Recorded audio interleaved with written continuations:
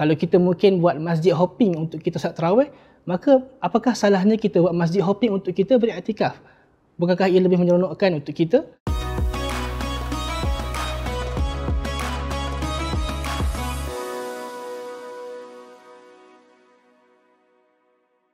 Pernahkah anda beriktikaf? Tahukah anda apakah maksud iktikaf? Iktikaf itu berasal daripada perkataan akafa, iaitu bermaksud kita mendiami sesuatu tempat dalam waktu yang lama. Firman Allah Subhanahu wa taala dalam surah Al-Anbiya, "Idz qala li abihi wa qaumihi ma hadhihi at-tamathil allati antum laha aakifun." Nabi Ibrahim alaihi salam berkata kepada ayah dan kaum dia, "Apakah patung-patung ini yang kamu sedang tekun beribadah padanya?" Maka aakifun itu bermaksud kita mendiami satu tempat, kita beribadah pada satu waktu yang lama. Saya tertarik dengan definisi iktikaf yang dibawakan oleh Ibn Rajab Al-Hambali dalam kitab dia Lataiful Ma'arif. Beliau mengatakan, iktikaf bermaksud memutuskan hubungan dengan manusia untuk kita fokus beribadah kepada Allah Subhanahu wa taala. Imam Az-Zuhri rahimahullahu taala pernah berkata, sungguh ajaib perihal sebahagian orang Islam. Mereka meninggalkan i'tikaf. Sedangkan Nabi SAW, Nabi tak pernah meninggalkan i'tikaf. Semenjak baginda SAW berhijrah ke Madinah, sehinggalah Allah Subhanahu wa taala mengambil nyawa Nabi SAW. Satu hadis disebutkan, kana ya'takifu al-ashr al-awakhir min Ramadan. Baginda SAW beriktikaf pada 10 akhir Ramadan.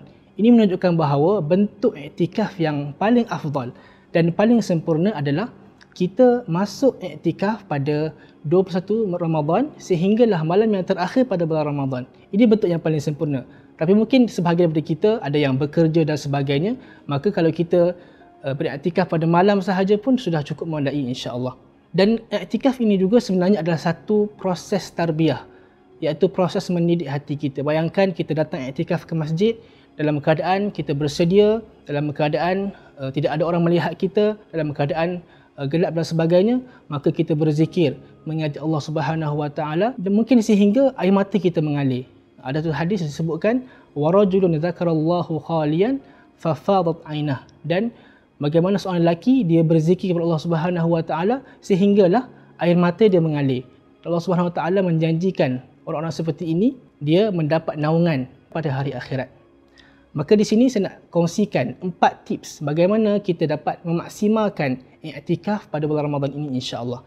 Yang pertama adalah kita kena cari masjid yang kita sesuai dan selesa dengannya.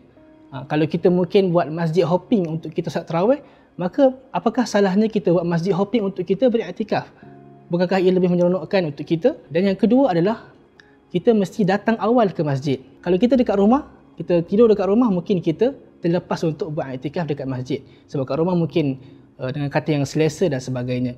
Dan yang ketiga adalah bila mana kita iktikaf, kita kena offkan kita punya internet dekat phone supaya kita dapat iktikaf dengan lancar dan sempurna. Sebab pada hari ni kan macam-macam mesej WhatsApp mungkin masuk kan, mesej TikTok dan sebagainya, ataupun mungkin kita sebagai seorang peniaga online kan, ada orang-orang nak membeli barang dan sebagainya, maka mungkin kita akan teralih fokus kita.